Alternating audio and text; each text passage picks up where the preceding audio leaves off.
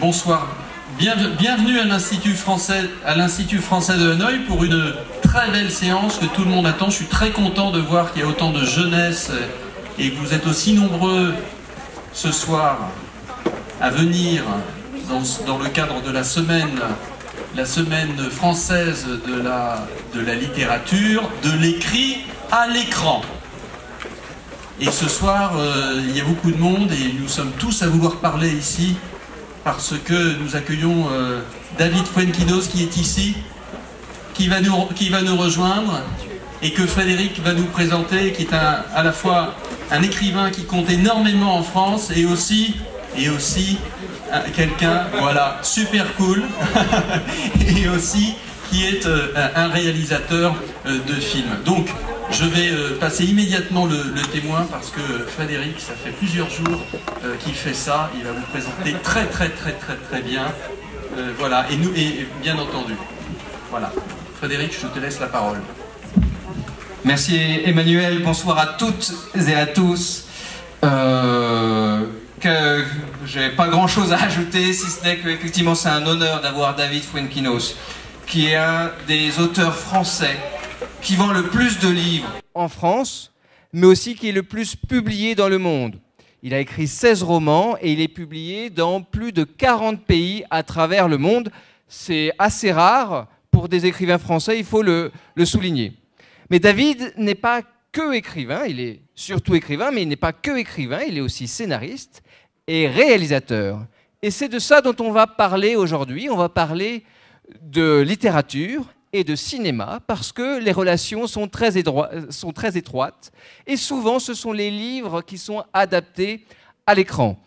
Avec David, on va voir différents cas de figure, puisqu'il a adapté lui-même ses propres romans à l'écran. Donc vous allez voir, après la discussion, le film La Délicatesse, qui est un très beau film, donc je vous invite vraiment à rester pour regarder le film qui est sous-titré en vietnamien.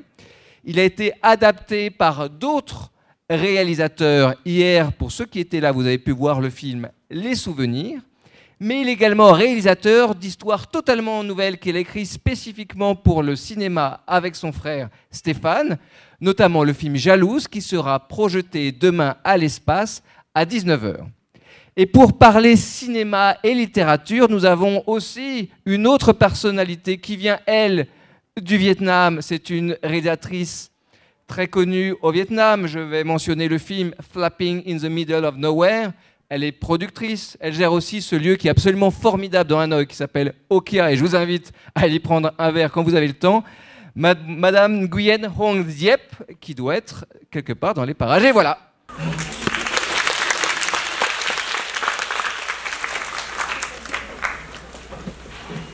C'est bon, on commence? Oui, avec plaisir.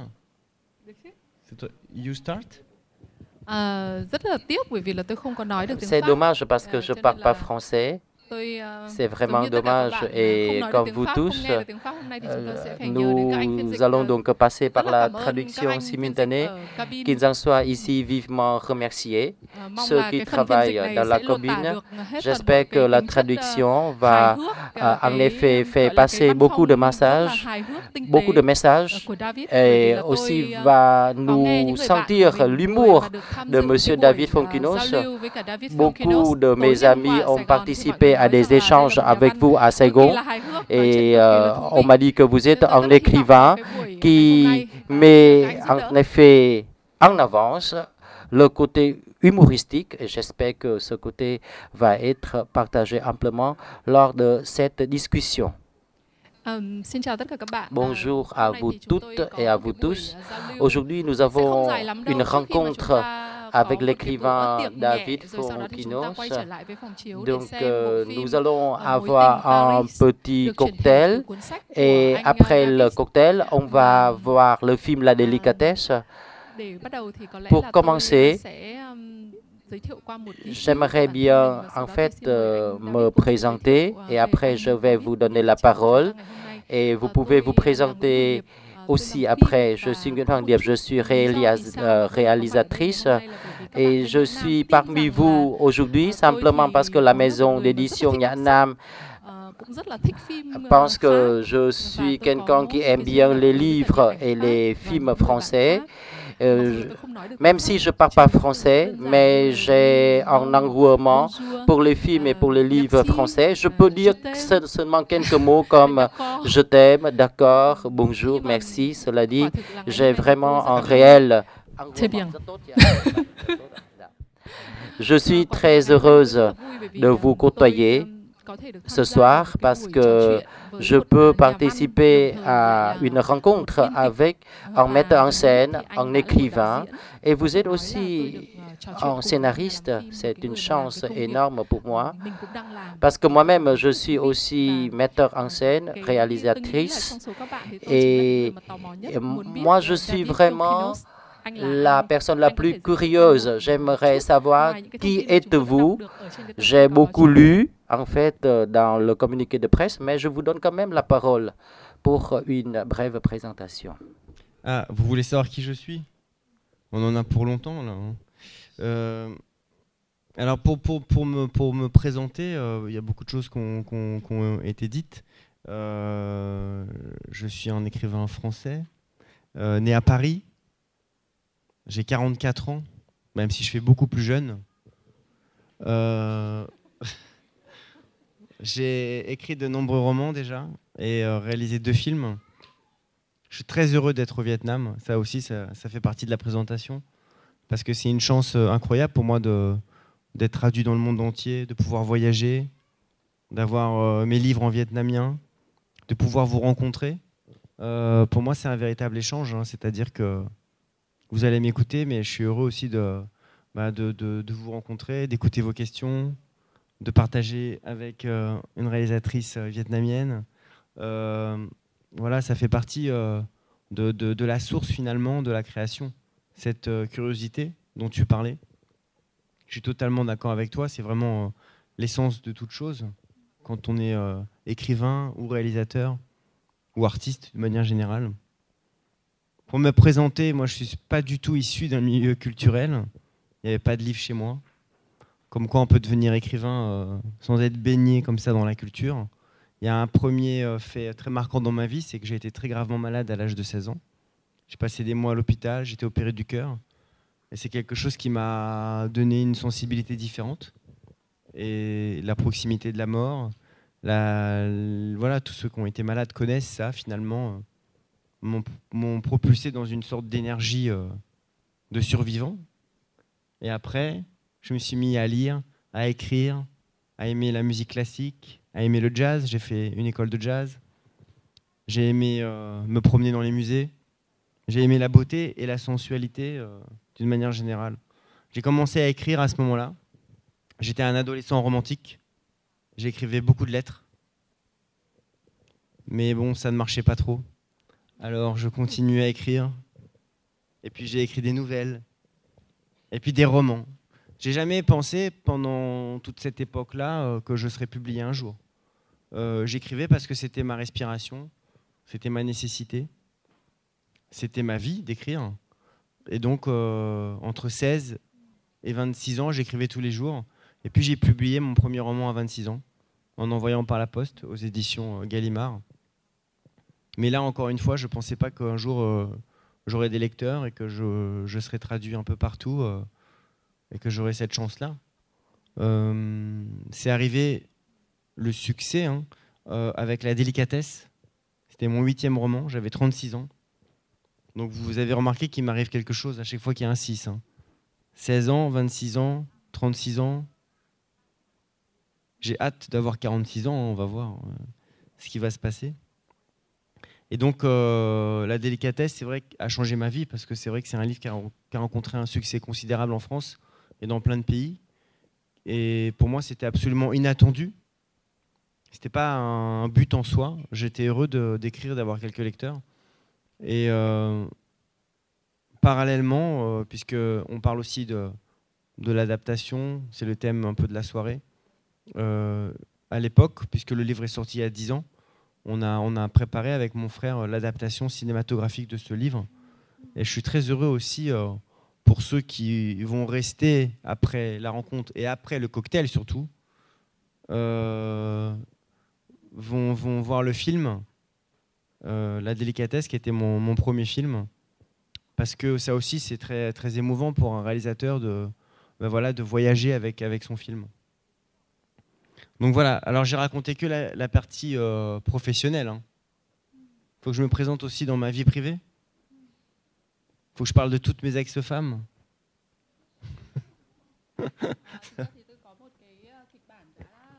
J'ai déjà un scénario, j'ai déjà préparé mon MC script, mais après avoir entendu votre histoire depuis 16 ans jusqu'à maintenant, donc je trouve que je voudrais poser d'autres questions. Donc, vous pensez que vous avez beaucoup de chance dès l'âge de 16 ans jusqu'à maintenant, vous écrivez tous les jours.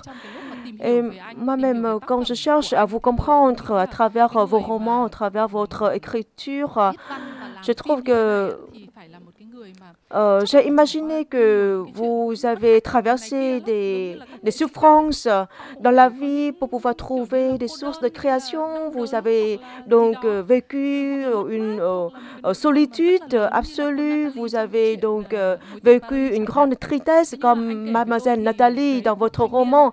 Mais vous avez raconté que vous avez écrit tous les jours. Est-ce que vous avez du temps pour consacrer à l'amour, pour votre amour?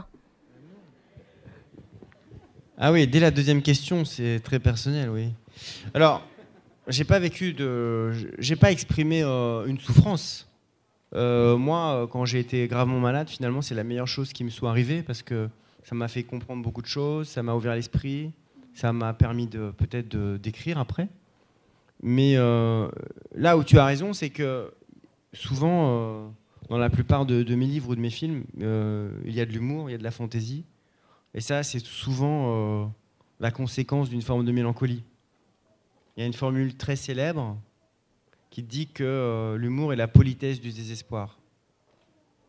Je ne sais pas si tu peux traduire, mais c'est une belle formule.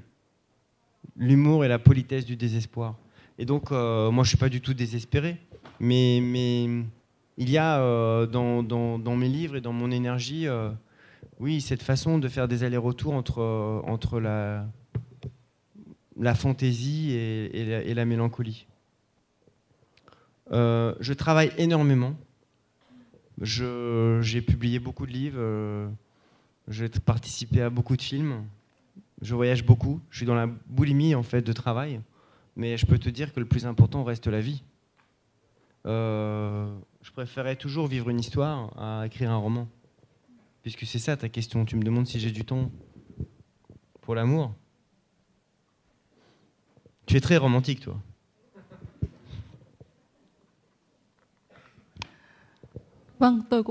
Oui, je suis très romantique.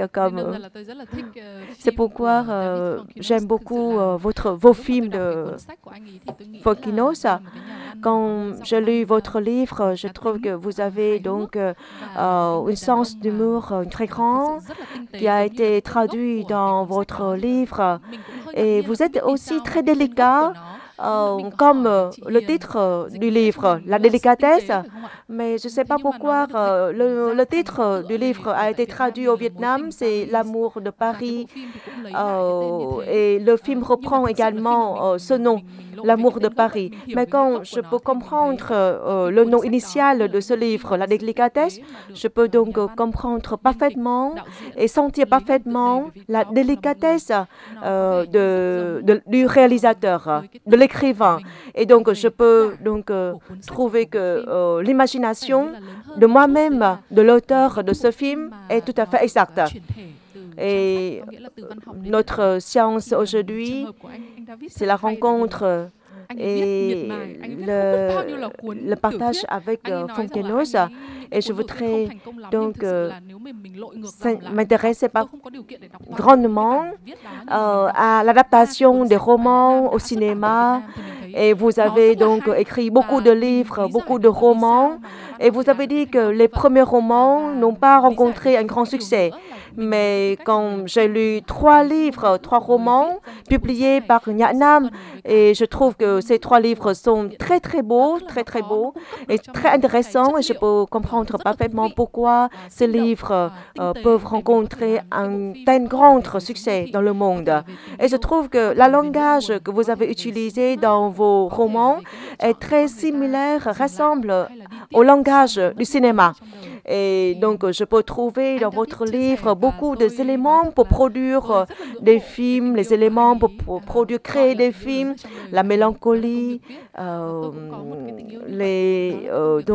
la tristesse, la nostalgie. Donc, j'adore votre grande passion pour l'écriture, pour moi-même, j'ai aussi un grand amour, une grande passion pour l'écriture. Mais je trouve il y a toujours une grande difficulté quand j'écris des scénarios. Mais Fonkinos, il a écrit des livres, il a écrit des scénarios, il a fait des films avec beaucoup d'énergie, avec beaucoup d'enthousiasme, sans aucune difficulté. Et je pense, donc quand vous écrivez, je pense que vous êtes écrivain. Je trouve que c'est votre amour, vous avez beaucoup d'énergie dans ce travail. Mais quand vous adaptez les romans au film, est-ce que vous avez la même facilité, vous avez la même passion pour ce travail? Et quand vous êtes réalisateur, est-ce que vous avez le même énergie, le même enthousiasme pour ce travail? Est-ce que tout ce travail vous donne un enthousiasme? Ou quelquefois, vous trouvez qu'il y a des difficultés, il y a une déception avec d'autres travails différents que vous avez assumés? D'abord, je trouve que tu as beaucoup d'énergie, toi aussi. Et bravo pour la traduction qui suivait vraiment la question. Pour moi, c'est extraordinaire de pouvoir faire les deux. Je reviens juste sur le fait quand tu dis que mes romans sont très cinématographiques. Si tu veux, pour moi, j'ai le sentiment que le roman est toujours cinématographique. Parce que le roman est censé procurer des images. Quand on lit des romans du 19e siècle, notamment si on lit les romans français de Victor Hugo ou de Flaubert ou de Balzac, on a des images en tête. Et pourtant, c'est avant l'invention du cinéma. Donc le roman, par essence, c'est destiné à procurer des images. Tout ça pour te dire que moi, j'ai le sentiment que écrire, c'est vraiment toute ma vie et mon énergie principale, mais que j'ai jamais écrit un livre en pensant que ça pourrait devenir un film. Ça n'est même pas mon sujet. Surtout que je suis aussi scénariste, réalisateur. Et donc parfois, quand j'ai des idées de films, vous allez voir mon dernier film, Jalouse, je crois, demain. Voilà, ça c'était une histoire pour moi qui était écrite pour le cinéma. Et je ne pense pas que ça aurait pu faire un roman intéressant. Donc, quand j'ai fait l'adaptation de La Délicatesse, j'ai pas voulu refaire le livre. Ce qui m'intéressait, c'était de raconter l'histoire à nouveau, la même histoire, mais avec des images. Et c'est pour ça que La Délicatesse, si vous voyez le film et si vous lisez le livre, il y a beaucoup de différences.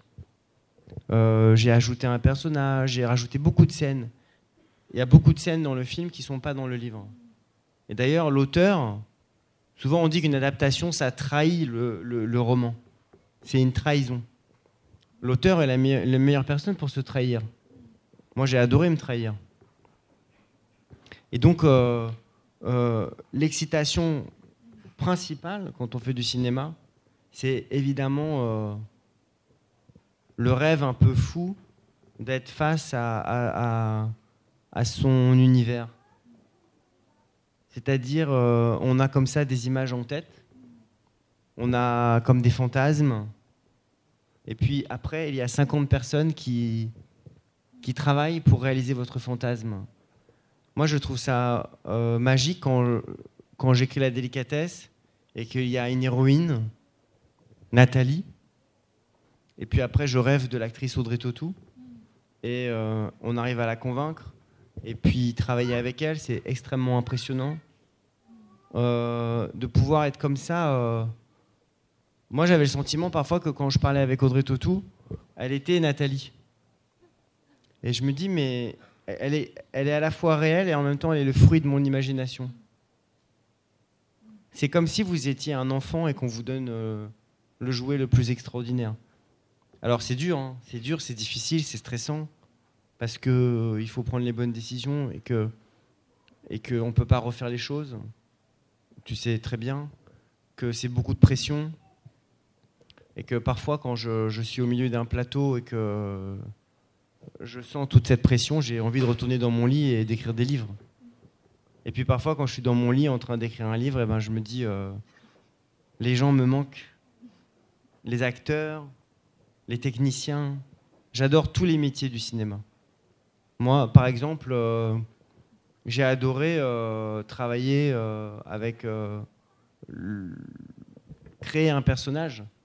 Audrey Tautou, ses cheveux, ses robes, la façon dont elle allait finalement décorer son appartement. On décide tout dans un film. La chose la plus extraordinaire sur l'aventure de la délicatesse, à mon sens, ça reste la musique. Pour ceux qui vont voir le film ce soir, écoutez vraiment la musique. C'est une musique qui a été composée par une chanteuse qui s'appelle Émilie Simon. Et c'était ma chanteuse préférée. Et toujours d'ailleurs. J'ai été sûr que c'était la bonne personne pour faire la musique de ce film. J'étais persuadé. Et il se trouve que la délicatesse, je ne veux pas trop parler du livre et pas trop parler du film parce que vous allez le voir après. Donc je n'ai pas envie de vous raconter l'histoire. Mais disons qu'au début du livre, c'est une femme qui perd son mari meurt, et il s'appelait François. Et quand j'ai contacté Émilie Simon, elle m'a dit, c'est exactement ce qui m'est arrivé. C'est le début. Hein. En plus, le début du film, il est un peu raté. Alors, c'est pas grave. Et donc, c'était son histoire. Elle avait perdu son compagnon qui était mort. Et il s'appelait François. Donc, elle a composé une musique bouleversante, puisque c'est une musique qui rend hommage à sa propre histoire. Et je trouve que c'est ça qui est très très fort émotionnellement quand on fait un film.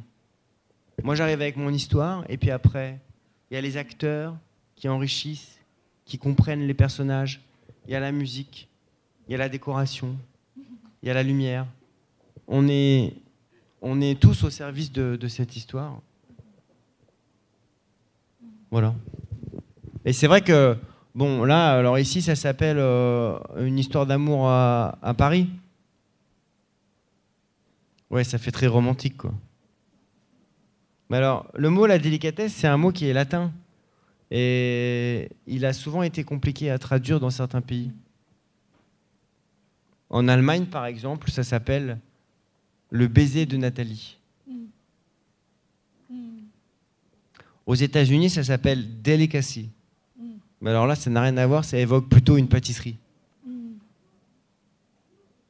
Donc c'est pas le premier pays où le titre est changé.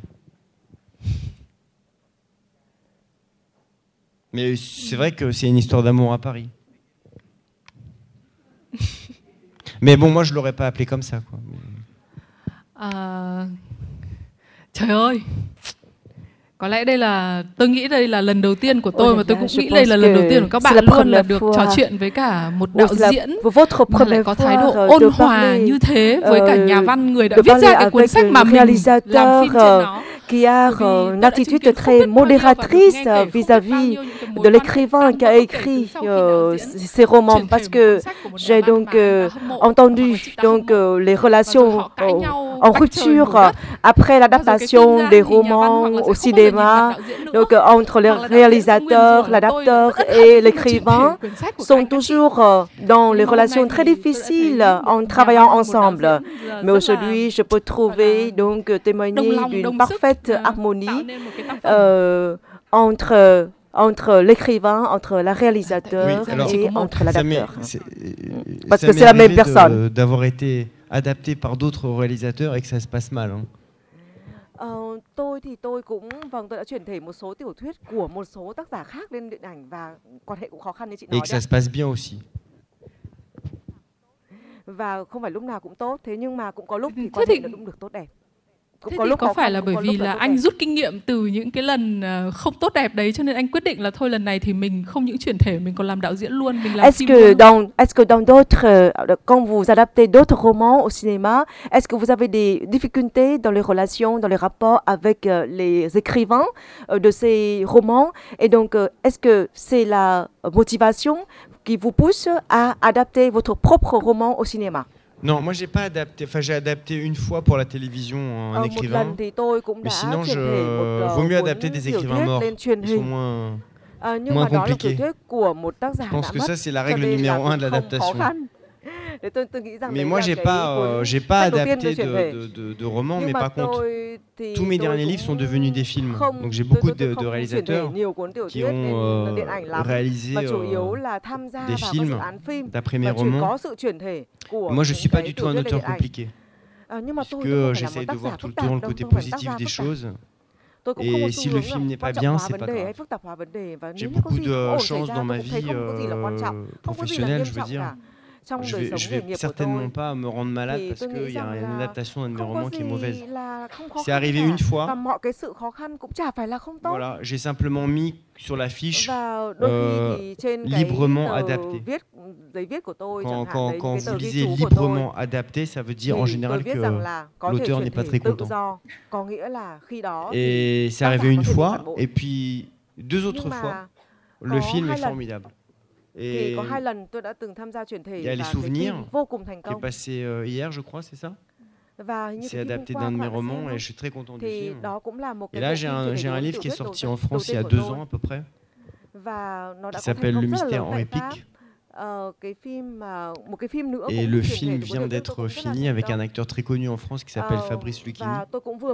Et c'est pas grave hein, pour la traduction si vous dites pas le nom. Hein. Ou changer de nom, c'est pas grave. Et là, le film est vraiment génial. Il va sortir dans quelques mois en France. Et j'espère qu'on aura l'occasion ici de présenter parce que je suis très heureux du film. Alors je dis souvent comme formule, pour les adaptations, si le film est bien, c'est grâce à mon livre. Et si le film est raté, c'est à cause du réalisateur.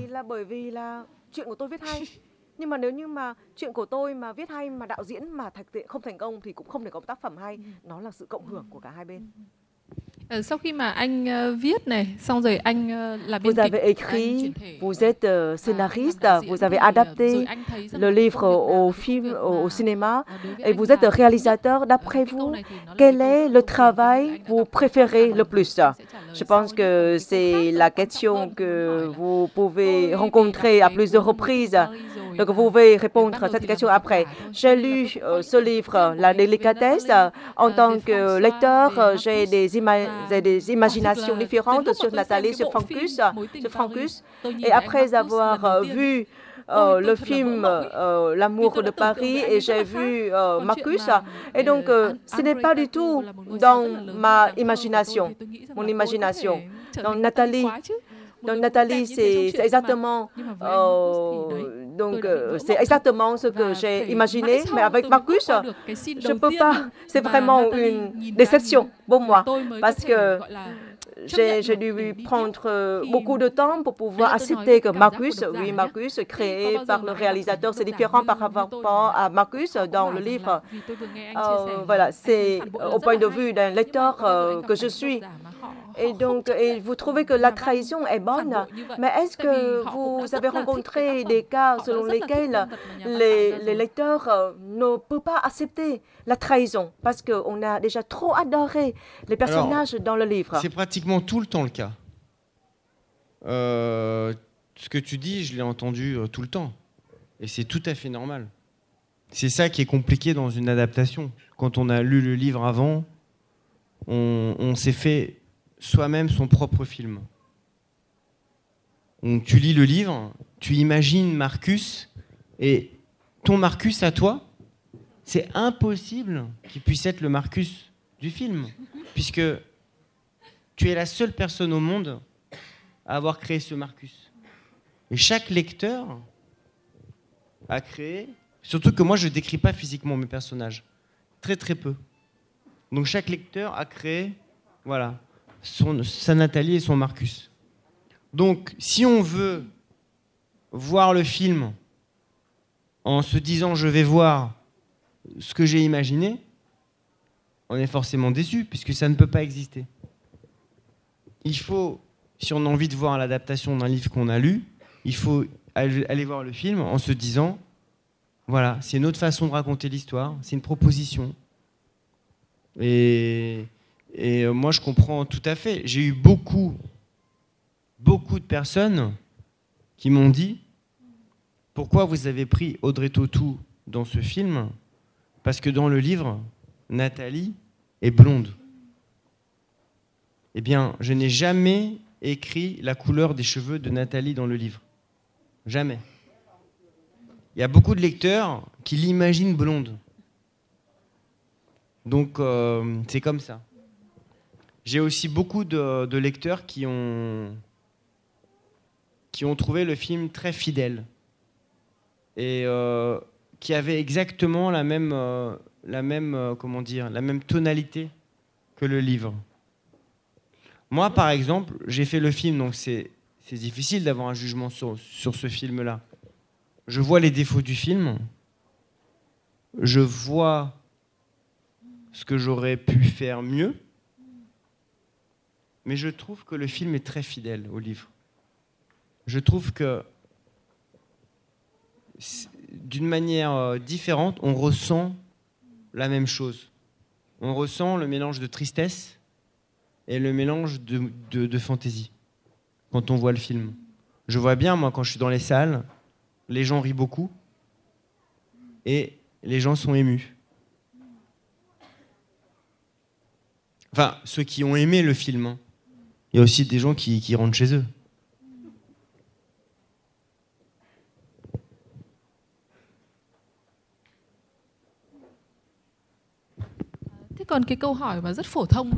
Concernant une autre question, qu'est-ce qui vous captive le plus, écrivain? En fait, vous voulez adapter ce roman pour le faire passer à l'écran, ou bien vous aimez être réalisateur pour venir en effet à bout de vos rêves avec des images. Quel est le travail qui vous intéresse le plus? Écrivain, adapteur ou bien réalisateur, metteur en scène? Parmi ces trois métiers que je viens de vous mentionner. Ah, tu sais, on me demande souvent ça. Et peut-être qu'on te le demande aussi, mais c'est un peu absurde de devoir choisir. Moi, j'aime tout. J'ai besoin de tout. Et je trouve que c'est assez proche. J'écris aussi pour le théâtre. J'adore être dans une salle de théâtre et de travailler avec les comédiens. Tout ça, c'est une façon de raconter une histoire. Par les mots, par les images, par le spectacle vivant, par la danse. Il y a beaucoup de scènes de danse dans mon film Jalouse. On raconte des histoires. Si tu me demandes si vraiment je dois faire un choix, c'est évidemment l'écriture.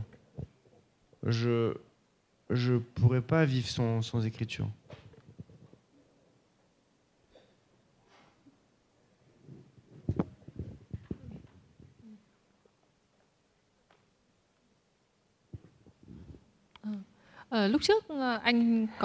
Alors, vous aviez dit tout à l'heure que vous avez une certaine nostalgie. En effet, vous avez dit tout à l'heure que vous avez une certaine nostalgie. Vous avez des émotions à faire vivre. Vous avez parlé de votre nostalgie lorsque vous êtes retourné à l'écriture. Donc, les acteurs vous manquaient cruellement. Le travail sur le plateau vous manque beaucoup et vous aimez bien ce travail de réalisateur. Et vous avez de fantasmes également quand vous avez la possibilité de transformer en effet vos personnages en des réels acteurs et actrices. Vous aimez bien ce travail de metteur en scène, n'est-ce pas? Si il faut choisir, donc vous avez choisi l'écriture, mais j'aimerais savoir que peut-être le film c'est une meilleure version du livre. Qu'est-ce que vous en pensez? Le livre c'est la première version, le film c'est une version augmentée et meilleure. Disons que c'est complémentaire. Moi, je les compare pas vraiment. Parfois, quand je vois le film, je sais même plus ce qui est dans le livre, pas dans le livre. Quand j'ai écrit le scénario, j'ai même pas vraiment regardé le livre. Et quand j'ai fait le film, j'ai demandé aux acteurs de ne pas lire le livre.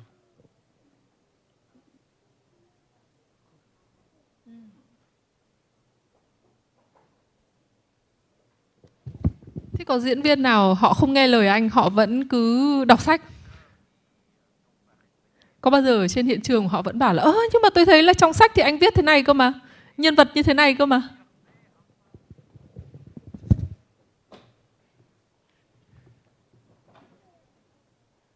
Non, non. Là, on parle des deux acteurs principaux, pour Nathalie et Marcus, et vraiment, je voulais pas qu'ils lisent le livre. Je voulais pas parce que je trouve que dans le livre, il y a beaucoup trop d'informations. On comprend tout des personnages, de leur passé, de la psychologie. Alors que je trouve que dans un film, il faut rester instinctif. Et je pense pas qu'il faille donner trop d'informations aux acteurs. Il faut leur dire ce qu'ils ressentent. Et ils apportent après leur façon de voir les choses. Moi, c'était mon point de vue, il fallait pas lire le livre. Et personne ne l'a lu d'ailleurs. Ni l'équipe technique.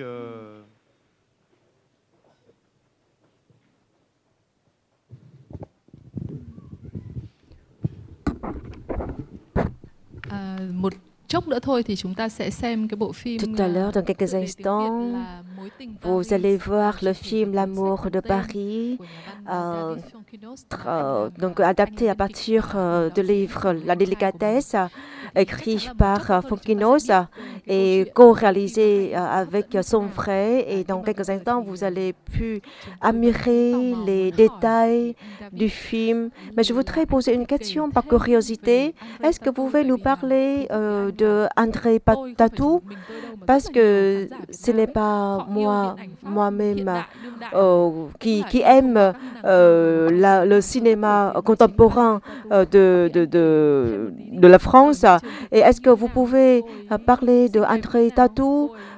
Elle est aussi belle, elle est cool, elle est intéressante ou comment? Elle est comment? Parce qu'il y a beaucoup de personnes qui aiment votre film grâce à sa présence dans votre film.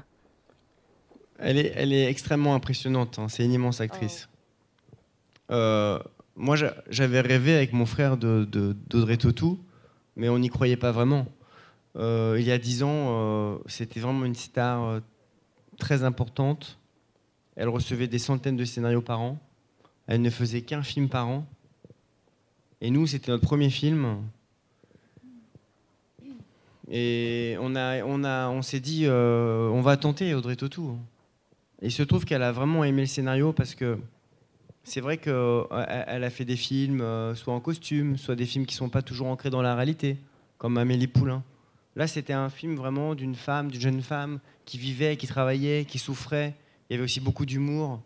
Et donc, elle a été très vite excitée par le personnage.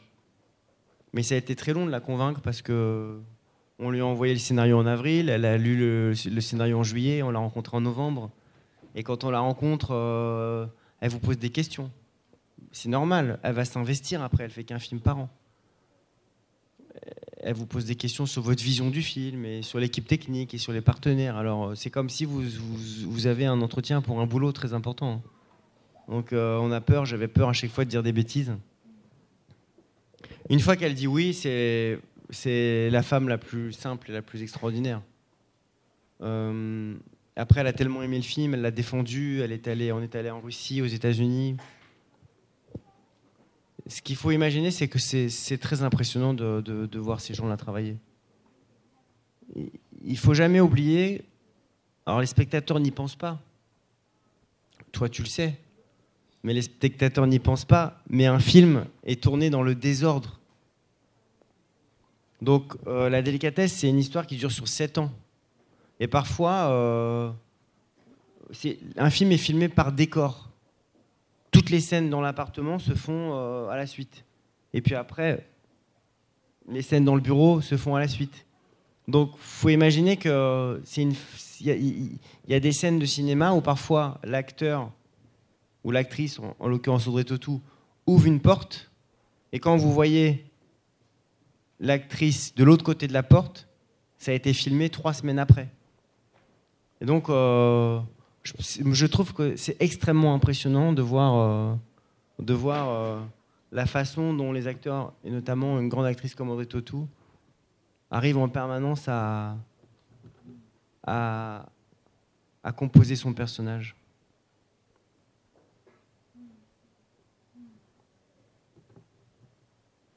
Et puis, c'est vrai qu'elle a dit, bon, j'ai envie de faire le film, mais avec qui je vais jouer?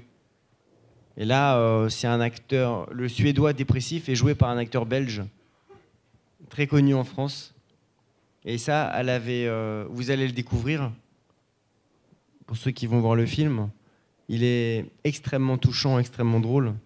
Et ça, c'est vrai que ça fait partie des choses qui excitaient Audrey Tautou de tourner avec cet acteur.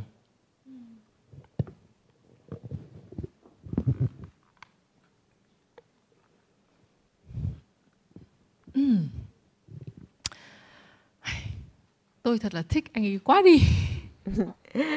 J'aime cet écrivain trop parce qu'il est un réalisateur qui aime trop son choix, qui aime trop ses acteurs, qui a une grande confiance dans ses acteurs, dans ses choix. Donc j'ai vu ce film avant cette rencontre, mais même si je n'ai pas encore vu ce film, mais avec le partage, avec les histoires partagées par Fonkinos, avec tous les respects, avec toutes les affections qu'il a réservées à son équipe, à ses acteurs, et je pense que ça peut nous permettre à croire. Il s'agit là d'un très très beau film. Pourquoi j'ai une grande curiosité sur André Tautou? Est-ce que vous êtes des fans de André Tautou? Est-ce que André Tautou est votre idole également? Je pense que ce n'est pas trop nombreux, mais c'est aussi nombreux parce qu'au Vietnam, on voit beaucoup de films français. Dans le passé, c'était beaucoup plus nombreux films français qui nous attirent, qui nous ont attirés, séduits. Mais maintenant, nous nous intéressons à des films américains, mais chaque fois avec la présence d'André Tautou, donc je trouve tout de suite une grande curiosité vis-à-vis de ce film. Donc c'est pourquoi j'ai toujours une comparaison entre Nathalie dans mon imagination avec André Tautou. Et donc j'aime trop ce personnage, j'adore ce personnage. Et c'est pourquoi chaque fois il a des séquences. Donc je pense tout de suite, oh là là, dans le livre, Nathalie a fait quoi? Et maintenant, André Tautou a fait quoi dans ce film? Et donc, je fais toujours des comparaisons entre Nathalie dans le livre et André Tautou dans le film. Par exemple, chaque séquence, quand il est trahi, quand il a une grande mélancolie, quand il a une grande nostalgie, la tristesse. Et donc, dans ce cas-là, qu'est-ce que le réalisateur peut faire avec l'auteur, l'actrice de son film, avec son personnage? Et je trouve que entre Fonkinos et les acteurs, il y a une grande délicatesse, il a une grande... Oui, j'ai commencé à écrire à 16 ans. C'est ce que je racontais tout à l'heure, hein, quand j'étais à l'hôpital. C'est vrai que c'était une époque où il n'y avait pas d'Internet. Donc j'étais avec mes livres, en train d'écrire. Il n'y avait pas de Facebook. Maintenant, nous, on est amis sur Facebook. Et donc, la deuxième partie de ta question, les difficultés, en fait, il y a des difficultés pour tout. Pour écrire, parfois, c'est difficile de tenir une histoire comme ça pendant un an. Le cinéma, moi, je trouve que ce qui est le plus difficile dans le cinéma, je trouve, c'est que il faut prendre les bonnes décisions le jour du tournage. C'est-à-dire que si on n'a pas réussi une scène, ou si on n'a pas obtenu des comédiens ce qu'on voulait, on ne pourra jamais le refaire. Parce qu'on ne refait pas un film. Hein. Donc je trouve que c'est ça qui est un peu stressant. Parce qu'il y a des jours où on n'est pas toujours inventif, on n'est pas toujours brillant, on n'a pas toujours la solution. Et parfois, je me dis, oh là là, il faut que je trouve, faut que j'y arrive aujourd'hui, quoi. C'est ça que je trouve difficile. Les contraintes, en fait, de temps et d'argent. Et puis aussi, travailler avec mon frère, c'est très difficile.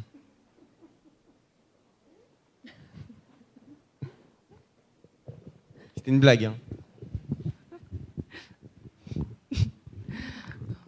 Anh ấy đùa nhưng mà tôi thì tôi tin đấy.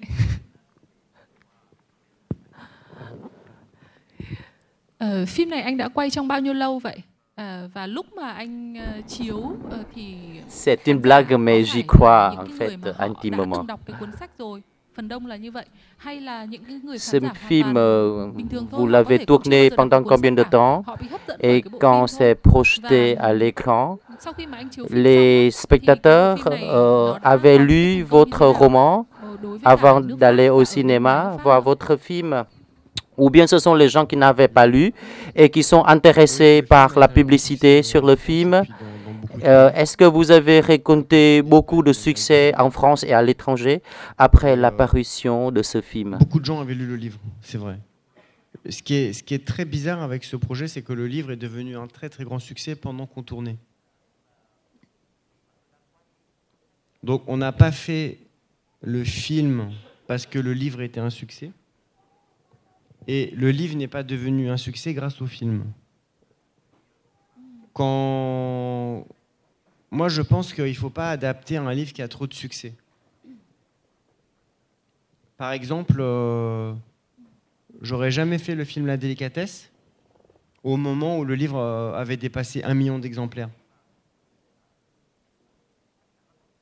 Parce que je trouve que non seulement il faut adapter un auteur mort, mais aussi il faut adapter un livre qui n'a pas de succès. Parce que comme ça, les gens ne peuvent pas comparer.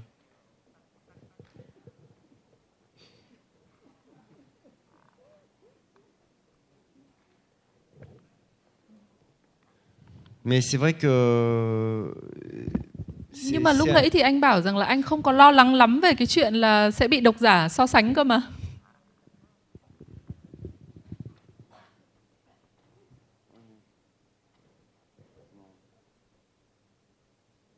Oh là là, la peur, c'est autre chose. Hein. Non, moi, j'essaie de prendre... D'abord, j'ai beaucoup... Enfin, les deux ont été des très gros succès. Donc, je sais me réjouir, quand on travaille beaucoup, de pouvoir rencontrer le succès. Enfin, c'est extraordinaire hein, pour un réalisateur de montrer son film ici à Hanoï ou d'être traduit comme ça en vietnamien. Je veux dire, j'en tire pas du tout d'ego. Moi, ce qui m'intéresse, c'est les projets que je vais faire maintenant, la suite. Mais j'essaye de rester connecté avec la chance que je peux avoir de vivre de belles choses.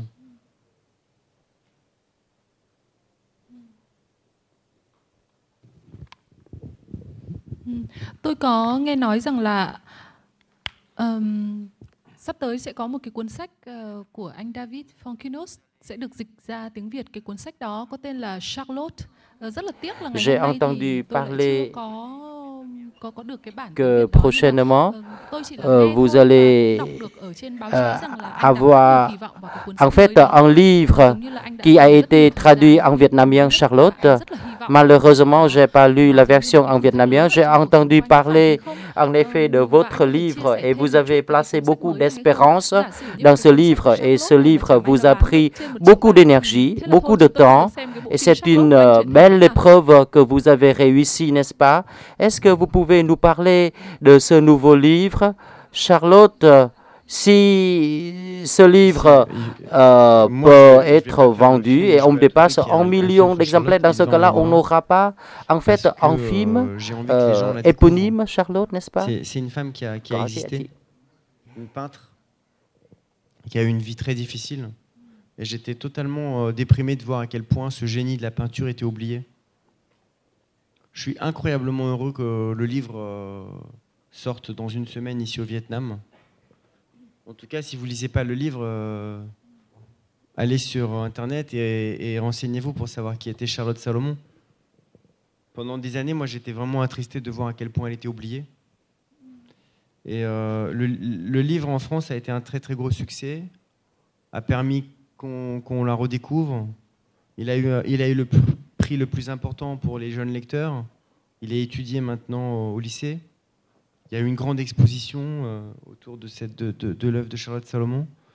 Donc ça restera le moment le plus important de ma vie littéraire. C'est très fort de pouvoir être en fascination, en admiration totale pour une artiste, pour une femme, et puis de pouvoir faire partager cette passion. Pour moi, c'est quelqu'un qui a une vie vraiment de souffrance. Si vous lisez le livre, vous allez voir à quel point ce qu'elle traverse est difficile. Mais elle va, à un moment donné dans sa vie, chercher la beauté, l'intelligence, pour pouvoir créer une œuvre d'art, puisqu'elle est peintre, magnifique, sublime. Et donc, je suis très heureux que Charlotte sorte ici. Et oui, alors moi je ne veux pas faire l'adaptation, parce que je ne veux plus adapter mes livres, et encore moins Charlotte. J'ai mis 8 ans à écrire le livre. Elle est trop importante pour moi. J'aurais trop peur de ne pas savoir filmer son histoire. Donc il y a effectivement un projet de film. Có nghĩa là anh sẽ không phải là biên kịch, hay là anh sẽ vẫn là biên kịch cho nó? Si. Pour Charlotte, je suis un peu obligé d'être scénariste parce que je suis totalement obsédé par Charlotte Salomon. Et donc, je suis la personne qui la connaît le mieux au monde. J'ai passé 8 ans à travailler sur elle, à aller sur tous les lieux de sa vie, dans le sud de la France, en Allemagne. Et d'ailleurs, mon roman, Charlotte, raconte toute la vie, la vraie vie de cette femme, mais raconte aussi mon enquête, raconte aussi comment je suis allé sur ses traces. Je parle de mon rapport à elle et pourquoi cette femme me touche autant, pourquoi elle m'impressionne. Donc c'est un livre très personnel. Như vậy thì dù thế nào chăng nữa anh cũng vẫn sẽ chuyển thể nó thôi. Chỉ có điều là anh không có phải làm đạo diễn thôi, chứ còn chắc chắn là anh sẽ vẫn tham gia vào cái quá trình quyết định. Donc, dans tous les cas, vous allez adapter ce livre au cinéma. Vous serez scénariste, mais vous serez plus réalisateur. Mais dans tous les cas, vous allez participer à choisir le personnage. C'est vraiment le réalisateur qui choisit le casting. Le scénariste, pour participer à créer ce film. Sur mes adaptations, même quand j'ai participé au scénario, je suis respectueux après du choix du réalisateur. Évidemment, le réalisateur va me demander mon avis. Et j'espère qu'on sera d'accord. Tu vois, mais je ne vais pas, moi, en tant que scénariste, choisir. Mais quand j'ai choisi le réalisateur, j'ai parlé déjà avec lui de tout ça.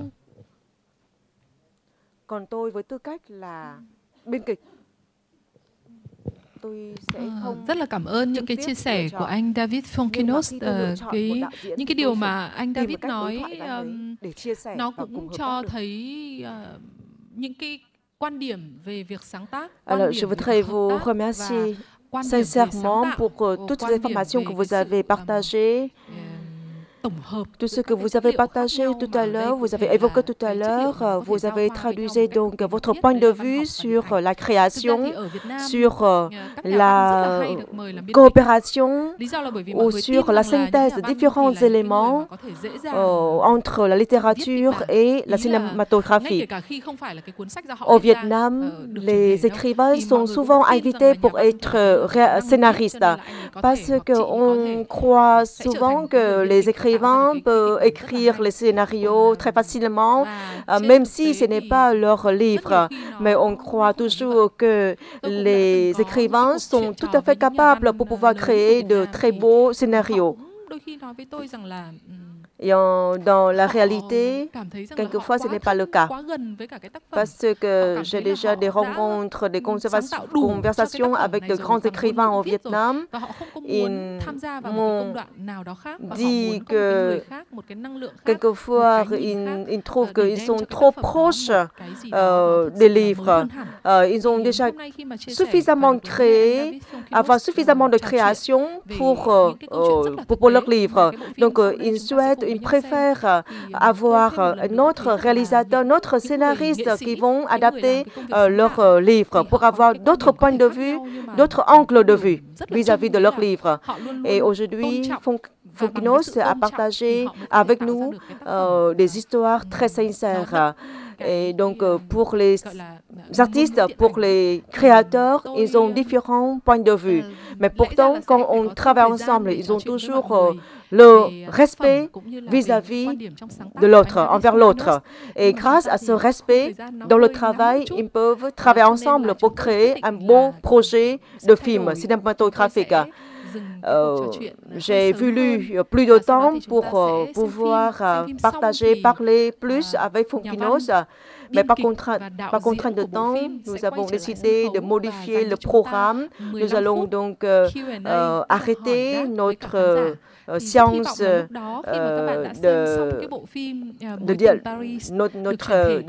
notre dialogue maintenant. Et après, vous allez maintenant être invité à voir le film.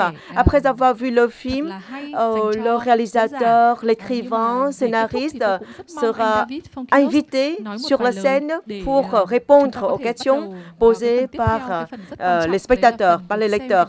Et je pense qu'après avoir vu le film, après voir le film, vous pouvez avoir des questions très intéressantes à poser à Fonkinos. Et merci à la traduction aussi. C'est un sacré travail. Donc là, c'est l'heure du cocktail, non? Ou c'est ça? C'est maintenant le cocktail? Oui, je sais très bien que vous êtes venus pour le cocktail, pas pour moi, quoi. Ah, tu veux qu'on fasse des questions dans le public d'abord? On a après? Ok. Merci Toine. David arrive dans 2 secondes. On a eu un petit problème de taxi, je ne vous cache pas, mais il arrive tout de suite. Est-ce que le film vous a plu? Oui? Est-ce que ça correspond à ce que vous attendiez de voir? Không biết là bộ phim có làm cho các bạn hài lòng không ạ? Có thỏa mãn cái đam mê và cái mong ước của bạn không ạ? Est-ce que c'était romantique? Bộ phim có lãng mạn không ạ?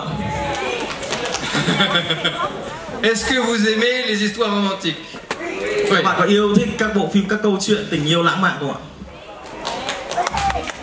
Mais vous allez pouvoir poser vos questions à David qui arrive. Je vous demande de patienter vraiment 1 minute. Il est là dans 1 minute, mais on vient d'arriver. Il y a beaucoup de gens qui ont aimé le film, qui ont aimé la présentation, alors il lui pose des questions dans les escaliers, et comme il est bien élevé, il veut pas être impoli en venant tout de suite, mais il arrive tout de suite. Và đây là lúc mà các bạn có thể đặt câu hỏi cho đạo diễn nhà văn David Fonkinos, và tôi xin hứa với các bạn là ông sẽ xuất hiện ở đây chỉ trong vòng ít phút nữa thôi. Và đạo diễn của chúng ta đã có sẵn sàng đấy rồi. Mais il est tellement poli qu'il vous a pas fait attendre non plus. Il est là à nouveau. Et on va pouvoir faire une discussion un peu informelle comme ça. On est entre nous. Vous allez pouvoir poser toutes vos questions à David. Bah, très bien, merci d'être resté. C'est vraiment adorable. Hein. Et ouais. J'ai vu des spectateurs là dehors qui m'ont dit que vous avez ri. Ça me fait plaisir. Allez-y. Vous voulez rester là? Ouais, très bien, on est bien là. On n'a pas besoin de 16. Voilà. On reste tous nous trois ici. Và đạo diễn của chúng ta muốn ngồi gần hơn với khán giả và ông không muốn là ngồi trên ghế trên sân khấu, và đạo diễn sẽ muốn ngồi ngay đây. Và có lẽ là với vai trò là phiên dịch viên thì chắc là tôi xin phép ngồi cạnh luôn. Alors, bah c'est bien, on est bien là. Hein? On a très bien dîné pendant que vous avez regardé le film. Un restaurant exceptionnel, tout en haut là, avec vue sur le lac. De la nourriture vietnamienne extraordinaire. Và du très bon vin. Tôi xin phép được chia sẻ bí mật nhỏ với cả các bạn là trong lúc mà các bạn đang xem phim thì chúng tôi đã lén các bạn đi ăn tối rồi. Chúng tôi ăn tối ở trong một cái nhà hàng gần đây thôi, một nhà hàng Việt Nam rất ngon, có view xuống hồ. Và tôi phải thú nhận với các bạn là ẩm thực Việt Nam quả thật là tuyệt vời. Mais alors si vous voulez me poser des questions par rapport au film, je suis... Ah bah voilà, il y a déjà il y a une jeune femme, 3, bah dis donc voilà, on n'est pas couché. Alors, où est le micro? Tu veux donner peut-être à la mademoiselle d'abord? Voilà. Après monsieur. Oui, bonjour monsieur. J'aime le film et je prends une question que en quoi tu écris des paroles très très romantiques, c'est des paroles de Marquis. Oui. En quoi, comment? C'est moi qui tombe dans l'amour quand j'écoute des paroles de Marquis. Alors, oui, parce que non, mais j'ai pas compris. J'ai adoré le merci, mais après j'ai pas tout compris, mais oui, d'accord. Xin phép được dịch câu hỏi của bạn sang tiếng Việt một chút để cho các bạn khán giả ở đây chưa hiểu một chút về tiếng Việt. Em muốn hỏi là làm sao mà tác giả có thể viết được những cái lời của diễn viên Marquis hay như thế ạ, cái diễn viên nam của nhân vật Marquis hay như vậy, tức là nó quá là thế là rất là lãng mạn ấy, mà chính em là người nghe, một cô gái ngồi dưới đây thôi cũng sẽ cảm thấy bị rơi vào tình yêu như vậy. Donc, la question c'est comment vous pouvez, en basant sur quoi, quelles sont les sources que vous pouvez trouver les paroles, des mots pour s'exprimer l'amour du monsieur Marcus dans le film. Les paroles, d'accord. Ben, merci d'avoir parlé français. J'avais pas compris un mot, j'ai cru que c'était les parents. Mais d'accord, paroles. Bah écoute, ça me touche beaucoup. Écoute, c'est inspiré par moi, hein. Je suis tellement romantique et tellement délicat. Trước tiên là xin được gửi lời cảm ơn bạn đã bày tỏ câu hỏi bằng tiếng Pháp, mặc dù là có thể hơi xa một chút nên tôi chưa hỏi, tôi chưa được hiểu rõ lắm. Trả lời cho câu hỏi của bạn thì thực ra là tôi cũng lấy mẫu từ chính bản thân mình thôi, bởi vì tôi không biết nói dối, tôi phải thú thật với tất cả các bạn ngồi đây là tôi là một người khá lãng mạn và rất là tinh tế. Tôi là giáo viên của khoa văn Đại học Khoa học Xã hội và Nhân văn. Tôi vừa dạy văn học Pháp và vừa dạy điện ảnh. Tôi chưa kịp đọc cái cuốn sách của ông, nhưng mà tôi thấy bộ phim thì đúng là rất hay. Không biết là có đúng không, nhưng mà tôi đoán chừng rằng là phim nó có thể hay hơn sách. Bởi vì cái cuốn sách thì nó cũng không dày dặn lắm, nhưng mà nó ra được một cái bộ phim rất là thú vị. Anh có thể dịch trước nhưng không được. Donc, bonjour monsieur, merci bien pour vos films et vos livres. Et je me présente, je suis professeur de littérature et cinéma. Je donne des cours à l'université Sciences Humaines. Et donc j'aimerais bien votre film. Je trouve que c'est très bien. J'ai pas lu le livre, mais je pense que le film est beaucoup mieux que le livre parce qu'il n'y a pas beaucoup de pages dans votre livre.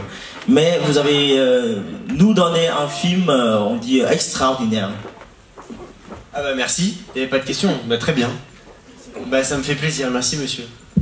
Cảm ơn ông. Trong cái buổi giao lưu trước đó thì tôi được nghe ông có bày tỏ một cái quan điểm rất là thú vị về cái cách làm phim. tôi rất là lạ là tại sao mà một đạo diễn lại làm một bộ phim từ chính cuốn sách của mình, nhưng mà ông lại không cho diễn viên cũng như là ekip làm phim được đọc cuốn sách của mình. Thì tôi thấy rất là lạ, không hiểu là tại sao nó lại như vậy. Donc, comme j'étais là il y a quelques minutes, enfin une heure et demie, vous avez parlé de la façon de produire, comment vous avez produit le film. C'est très étonnant parce que moi, en tant que professeur de littérature et cinéma, je comprends pas pourquoi vous êtes directeur, réalisateur d'un film et vous êtes aussi écrivain. Vous avez fait un film en basant sur votre livre et vous dites que on n'autorise pas aux actrices de lire votre livre. Ah non, mais j'ai dit ça juste quand ils ont fait le film, pour pas qu'ils aient trop d'informations sur la psychologie des personnages. Je préférais qu'ils écoutent simplement ce que je leur disais moi des personnages. Thực sự là tôi chia sẻ ý kiến đó bởi vì cái đó là trong quá trình làm phim của tôi không muốn các cái nhân vật diễn viên đóng các nhân vật của tôi có quá nhiều thông tin về các nhân vật, mà tôi muốn là họ sẽ nghe theo ý kiến, nghe theo sự chỉ đạo của tôi nhiều hơn, bởi vì tôi chính là tác giả. Vì là vừa nghiên cứu văn học Pháp và cũng vừa nghiên cứu điện ảnh, cho nên là tôi có được biết là ở văn học Pháp từ những năm 60 đấy thì nó rất là thú vị, là nó có một cái cuộc giao thoa với điện ảnh rất là thú vị. Vì tôi biết là những năm 60 thì ở Pháp có một cái phong trào tiểu thuyết gọi là tiểu thuyết mới. Còn trong phim ảnh thì nó có một cái trào lưu mà người ta gọi cũng là làn sóng mới. Và có vẻ như là cái trào lưu làn sóng mới là nó là một cái tiếng nói phản ứng lại cái nền văn chương của Pháp ở những cái thời điểm này. Thì phim ở cái thời kỳ đó xem rất là khó hiểu. Phim của một số các cái nhà văn, kể cả những cái nhà văn ấy, ví dụ như là Alain Robbe hay là một vài cái nhà làm phim mà cũng đồng thời là nhà văn khác nữa. Une question là ok. Anh dịch cho nó không sợ quên. Donc en tant que professeur de littérature française, et je donne aussi des cours sur la production du cinéma, je comprends bien que dans les années 60, il y a une nouvelle vague dans la production des films et aussi une combinaison entre de la littérature ancienne et la nouvelle littérature. Donc je dis que c'est une lutte contre ce qui est assez ancien, assez vieux. Merci. Peut-être une question. Voilà. Ouais, non, attends, faut changer parce que là il va parler il fait une conférence. Xin chào, trước tiên là bộ phim rất là hay. Thì rất là cảm ơn đạo diễn đã có bộ phim cho chúng tôi được xem. Cái câu hỏi ở đây là có một điều rất là thú vị, nghĩa là anh ở đây là tôi thấy là có mấy vị trí. Thứ nhất là vị trí là nhà văn và tạo ra tác phẩm này, và thứ hai là đạo diễn. Vậy thì ở đây có một cái vị trí trung gian nữa không đề cập nữa là cái người mà chuyển thể kịch bản, người viết kịch bản. Thì tôi muốn hỏi ở đây là anh ý là tự nghĩa là anh có viết lại cái kịch bản để sang phim, hay là anh cứ từ cái câu chuyện của mình mà chuyển thẳng sang phim? Nghĩa là khi mà anh ấy là nhà văn thì anh viết với cả một cái hình dung của cái người viết kịch bản để làm phim hay không? Thì đấy là câu hỏi của tôi. Donc bonjour, enfin plutôt bonsoir. Tout d'abord, je veux bien remercier pour votre film et votre livre, comme j'ai pas lu. J'ai une petite question parce que je suis vraiment je suis intéressé par votre travail. Donc en tant qu'écrivain, et vous êtes aussi réalisateur d'un film. Je trouve entre ces deux rôles-là, il y a un troisième qui est intermédiaire de ça. Donc c'est un scénariste. Donc je comprends pas la façon de réaliser le film. Vous allez directement du rôle d'un écrivain au réalisateur, ou vous avez passé par le rôle d'un scénariste pour réécrire un petit peu sur le scénario du film.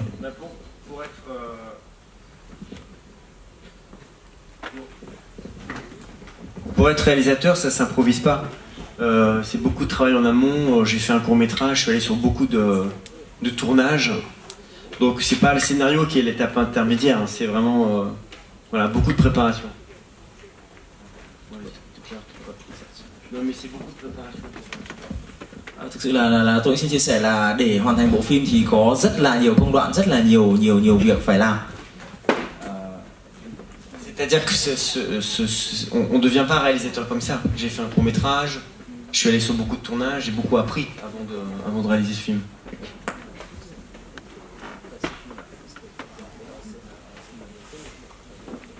Non, j'ai écrit le scénario, bien sûr. On ne peut pas convaincre les acteurs s'il n'y a pas de scénario. Và câu trả lời của tôi cho câu hỏi của bạn là tôi bắt buộc vẫn phải bước qua cái vai trò của biên kịch để viết lại, biên tập lại cái nội dung của bộ phim. Và thực sự là để từ một nhà văn để trở thành một đạo diễn phim không hề dễ dàng. Để có thể sản xuất một bộ phim như này thì tôi cũng phải làm qua rất nhiều các bộ phim ngắn rồi. Bởi vì anh thì không có mặt ở đây lúc mà bộ phim chiếu, cho nên là tôi không biết là anh thấy được cái không khí, vì mọi khán giả cười rất là nhiều và mọi người bàn luận xung quanh rồi cười, đặc biệt là rất nhiều bạn trẻ. Anh có thể là rất nhiều các bạn trẻ ở đây, mặc dù tôi nghĩ rằng cái phim này thì nó cũng dễ hiểu thôi và chung cho tất cả các khán giả, nhưng mà tôi nghĩ là cái người mà nó có nhiều cái trải nghiệm ở lứa tuổi 30 chẳng hạn thì nó sẽ thấm và nó sẽ hiểu hơn. Tuy nhiên là tôi thấy Tặng rất là vui khi mà rất nhiều các bạn trẻ ở đây và các bạn cười, chứng tỏ là bộ phim của anh ấy nó thực sự là nó rất là hài hước và nó rất là tự nhiên và nó có những cái rất là bất ngờ mà khiến cho tôi nghĩ đấy là cái sự bất ngờ ấy, cái sự hài hước ấy, nó khiến cho mọi người theo dõi được bộ phim từ đến cuối. Đấy là cái chia sẻ chung. Còn thứ hai tôi muốn hỏi anh một chút ấy là vì anh viết, anh là nhà văn, anh viết rất nhiều tác phẩm đúng không ạ? Và thế thì cái lý do gì khiến anh chọn chuyển thể cái tác phẩm này mà không phải là cái tác phẩm kia? Chẳng hạn như tôi biết là anh đã làm 2 phim đúng không? Anh đạo diễn 2 bộ phim của anh và sắp tới thì anh sẽ chuyển thể cái chuyện Charlotte sang phim. Thế nhưng mà tại sao lại là cái chuyện này mà không phải là cái chuyện khác? Il faut penser au traducteur là parce que c'est bon là. Il est bon parce que là ça fait beaucoup.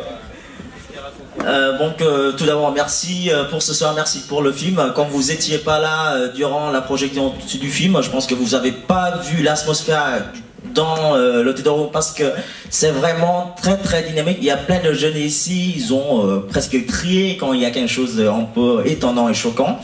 Moi j'aimerais bien voir les jeunes dans les films comme ça et voir un film comme ça. On discute, on partage les sentiments. Mais je pense que c'est un très bon film, très léger, parler de l'amour, et je pense qu'à l'âge de 30 ans, on comprend vraiment très bien l'histoire derrière le message. Donc c'est les commentaires. D'accord, très bien, merci beaucoup. Hein. Et voilà la partie des questions. Pourquoi vous avez choisi ce film pour ce livre, pour produire le film? Pourquoi celui-là mais pas l'autre? C'est la première fois que quand j'ai fini un livre, j'avais envie de rester avec mes personnages. À chaque fois que je finis un roman, en général, vraiment, j'arrive au bout de mon histoire et j'ai envie de passer à autre chose. Là, là, quand j'ai fini, j'avais envie de continuer à être avec eux. Đây cũng là lần đầu tiên với có cái tác phẩm mà để cho tôi có cảm giác là tôi muốn tiếp tục với cả các nhân vật của mình, bởi vì khi mà tôi với các bộ tiểu thuyết khác hoặc các bộ sách trước thì khi mà tôi kết thúc cái công việc của mình rồi thì tôi sẽ sắp xếp nghỉ ngơi một thời gian, sau đó thì tôi sẽ tiếp tục cho một cái công việc mới, cho một chuyến hành trình mới. Thế nhưng mà đây cũng là có lẽ là lần đầu tiên tôi cảm giác là tôi muốn tiếp tục với cả các nhân vật của mình, chính vì thế tôi đã làm phim. Tout d'abord, je peux vous dire que votre film est très magnifique. J'aime beaucoup votre film. La cinématographie est très merveilleuse et aussi les couleurs m'ont plu beaucoup. Et j'ai une question pour vous. Y a-t-il des parties du livre que vous avez dû abandonner dans le film par manque de temps? Mais merci d'abord de parler en français et si bien. Et puis, oui. Après tu traduiras tout. Bạn có muốn dịch câu hỏi, tự mình dịch câu hỏi ra tiếng Việt không? Bởi vì trong khán phòng có lẽ là có một số người không hiểu được tiếng Pháp. Il y a beaucoup de choses qui sont dans le livre qui sont pas dans le film. C'est impossible que tout le livre soit dans le film. Par exemple, dans le livre, je raconte toute l'enfance de Marcus en Suède. J'allais pas mettre dans le film cette enfance-là. Xin phép đầu tiên là dịch lại câu hỏi của bạn. Trước tiên là xin được gửi lời cảm ơn đạo diễn vì đã mang bộ phim đây của chúng ta. Đây bộ phim thực sự là rất là tuyệt diệu về các cảnh quay trong phim, đặc biệt là màu sắc cũng làm cho chúng tôi rất là thích thú. Câu hỏi của tôi cho đạo diễn vào buổi tối ngày hôm nay là có phải là vì một chút thiếu thời gian không, mà có lẽ là đạo diễn đã bỏ qua một số các cái cảnh, một số cái phân đoạn trong quyển sách không đưa lên phim, thì nhà đạo diễn của chúng ta hoàn toàn đồng ý, bởi vì thời lượng bộ phim có hạn thôi, thì tôi cũng không thể nào truyền tải được toàn bộ tất cả các cảnh ở trong cuốn sách của mình lên bộ phim. Ví dụ như là trong sách có một phần kể về tuổi thơ của anh chàng Marcus mà tôi không đưa lên phim, bởi vì nếu đưa lên thì sẽ quá dài.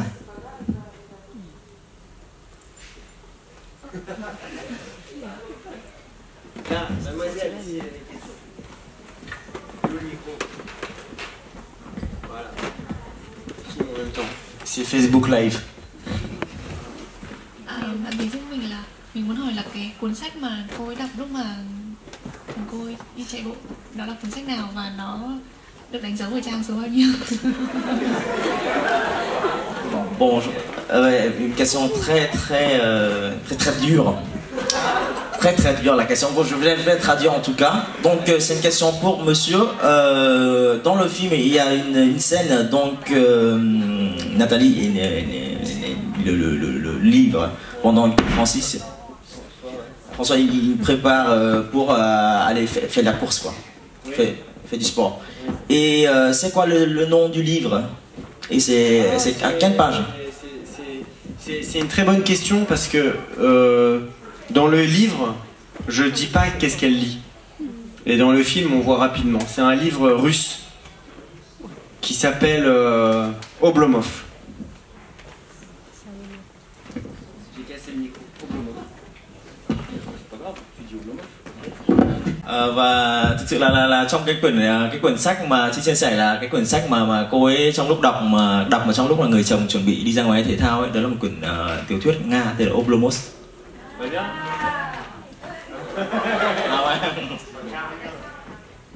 Et la question que pourquoi vous avez choisi ce livre-là par hasard ou... Ah non, c'est un livre que j'aime beaucoup. Đó là một quyển sách mà thực sự là tôi rất là thích. En fait, quand on fait un film, on met plein de détails, de choses qu'on aime. Và tôi xin chia sẻ là trong lúc thực hiện một cái bộ phim ấy, je tourne dans des quartiers que j'aime. Il y a plein de petits détails dans le film qui sont mes goûts. Thực sự là xin chia sẻ trong các bộ phim của tôi thì tôi đưa lồng một cái vào đó rất là nhiều thứ mà tôi thích, các sở thích của tôi, ví dụ như là quyển sách mà tôi ưa thích, các cái góc phố mà tôi yêu, hoặc là tất cả những gì mà tôi ưa thích thì tôi đều cố gắng để lồng ghép vào trong bộ phim của mình.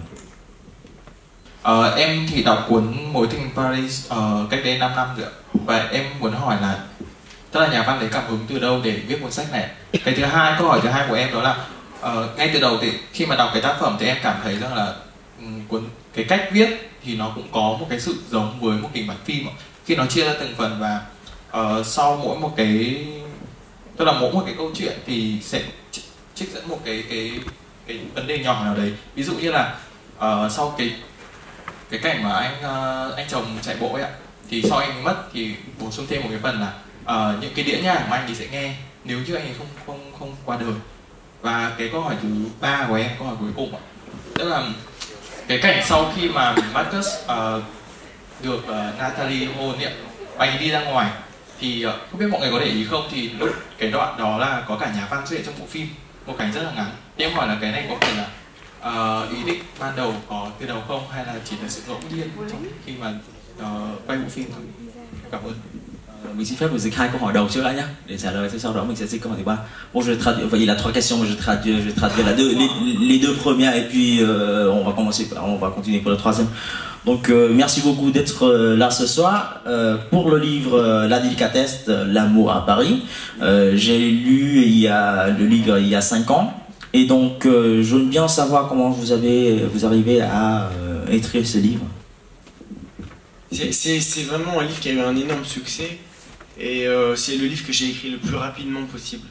Je l'ai écrit en 2 mois, j'avais déjà toute l'histoire en tête. Je ne sais pas trop comment les choses sont arrivées, c'est assez bizarre. C'est un peu miraculeux. Xin được chia sẻ trả lời câu hỏi đầu tiên của bạn thì tôi thực sự chia sẻ là đây là có lẽ là bộ phim, đây là quyển sách của tôi viết nhanh nhất, tôi viết trong vòng có 2 tháng thôi. Bởi vì mọi thứ hoàn toàn diễn ra một cách rất là tự nhiên trong đầu tôi diễn ra tất cả các câu chuyện, các nhân vật Và chỉ trong vòng 2 tháng là tôi đã hoàn thành cái quyển sách này, thực sự là như một phép màu. Bon, la deuxième question, je vais traduire. Je me rappelle de tout, mais bravo. Pas forcément.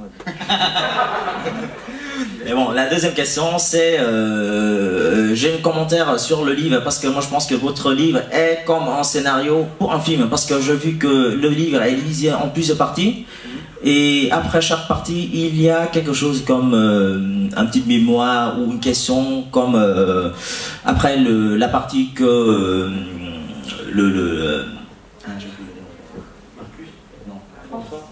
François, il prépare pour faire du sport et après il est mort à cause d'un accident de voiture. Vous avez une petite phrase pour dire que voici de la musique et les disques qu'il va écouter s'il n'a pas eu l'accident de voiture. Bon, en tout cas, je vais couper. J'ai pas du tout écrit ce livre en pensant que ça deviendrait un film. J'aurais aucun problème à dire le contraire si c'était le cas. Au contraire, je trouvais que l'histoire était très simple et qu'il n'y avait pas assez de choses pour faire un film. C'est quand j'ai commencé à écrire le scénario que je me suis rendu compte qu'il y avait beaucoup de matière.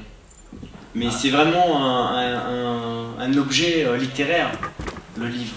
Toutes ces petites phrases, tout ce que vous décrivez, c'est pas du tout cinématographique. Để trả lời câu hỏi thứ hai của bạn thì tôi xin chia sẻ đây, đối với tôi thực ra chỉ là một tác phẩm văn học thôi, một câu chuyện rất là đơn giản. Tôi dựng nên câu chuyện với các nhân vật, các tình tiết trong nó sẽ tôi ghép lại và để tạo thành một cái tác phẩm văn học như thế này. Và tôi cũng không nghĩ là nó có một chút hơi hướng gì để trở thành một cái chuyển thể thành bộ phim. Chỉ đến khi tôi bắt đầu có ý tưởng muốn làm bộ phim này thì tôi mới bắt đầu viết lại biên tập lại kịch bản và đưa nó lên màn ảnh. Xin lỗi mà không biết là bạn thể nhắc lại câu hỏi thứ ba không, bởi vì chỉ nhớ mình hơi kém một chút. On se rappelle pas de la troisième. Câu hỏi thứ ba của em đó là có một cái cảnh trong phim, tức là sau khi Natalie hôn Marcus thì khi ông ấy ra ngoài thì có sự xuất hiện của nhà văn ở trong một cái đoạn rất là ngắn. Thì em hỏi là cái này có phải là sự sắp đặt từ trước không hay là chỉ là một sự ngẫu nhiên khi mà quay bộ phim thôi? Em cảm ơn. Donc la troisième question c'est, moi j'ai trouvé dans le film qu'après une scène que Nathalie embrasse Marcus, on vous voit. Est-ce que c'est une scène vraiment que vous aimez bien ou... On me voit moi? Là các bạn thực sự là thấy tôi ở trong bộ phim à? Ah oui, bravo. Chúc mừng bạn. Vous avez l'œil, hein? Oui, bravo, il m'a repéré, je passe derrière. Ouais. Tôi có xuất hiện trong cái cảnh phim này, tôi bước đi qua ở phía sau. Alors vous avez gagné un voyage à Paris. Chúc bạn là có lẽ là bạn đã trúng giải thưởng, giải đặc biệt của chúng tôi là một chuyến du lịch đến Paris. Mais bravo, en tout cas, c'est vraiment c'est quelqu'un qui a lu le livre, qui a bien regardé le film, ça me fait plaisir. Est-ce qu'il y a une dernière question?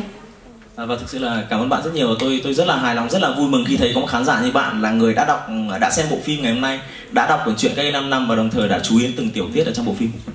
Merci en tout cas à vraiment votre attention adorable. C'est magnifique de voir comme ça un public aussi attentif, avec des très longues questions, mais intenses. Rất là cảm ơn bạn để thấy chúng ta, để tôi rất là vui mừng khi mà thấy được có một số lượng khán giả đông đảo và họ thực sự là chú tâm đến bộ phim của tôi với những câu hỏi khá là dài nhưng mà rất là sâu sắc. Alors, juste, y a mon deuxième film qui passe quand? Demain à 19h, Jalouse. Jalouse demain à 19h et je serai là aussi. C'est ici? Et je serai aussi là pour présenter ou parler après le public si vous voulez voir mon deuxième film. Demain à 19h.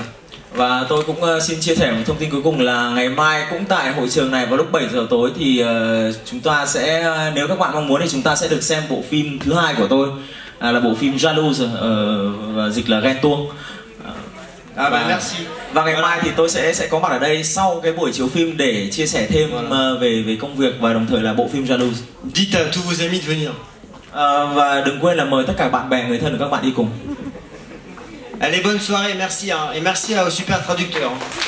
Cảm ơn tất cả các bạn đã có mặt ở đây buổi tối hôm nay. Cảm ơn.